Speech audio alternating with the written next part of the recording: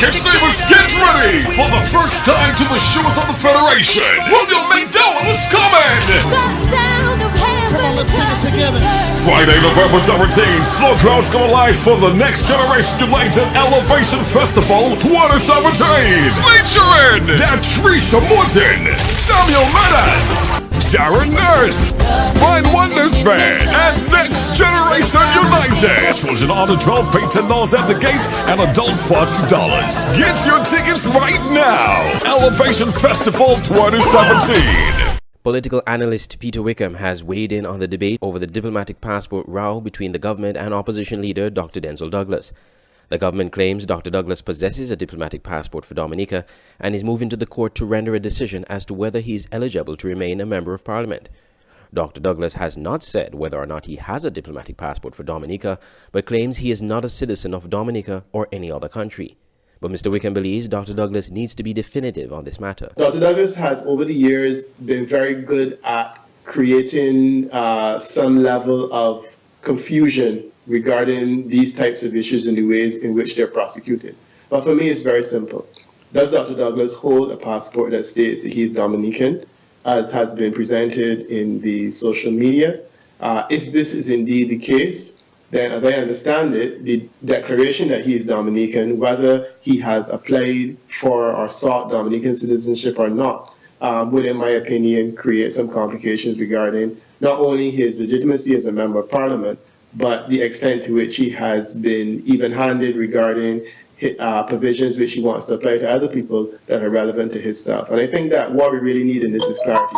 We need Dr. Douglas to give us a clear and ambiguous statement. Does he hold a diplomatic passport for the island of Dominica or not? Mr. Wickham believes having a diplomatic passport for Dominica could have political implications for Dr. Douglas, even if he avoids being debarred from Parliament. It may have legal implications, and I think it may hold up legally, because he may have been able to skillfully avoid any infraction of the law. That's a matter for the court to determine. That's a matter for the legal gurus to determine. But I'm talking about political implications here. I'm talking about the perception that Dr. Douglas has not been forthcoming. I'm talking about the fact that it seems as though Dr. Douglas did apply for economic citizenship of Dominica. And my question would be why? Dr. Douglas has argued that he was denied a diplomatic passport by the Prime Minister and as such has been offered diplomatic status from 3 Caribbean governments, including Dominica. Dr. Harris has deliberately withheld a diplomatic passport from me.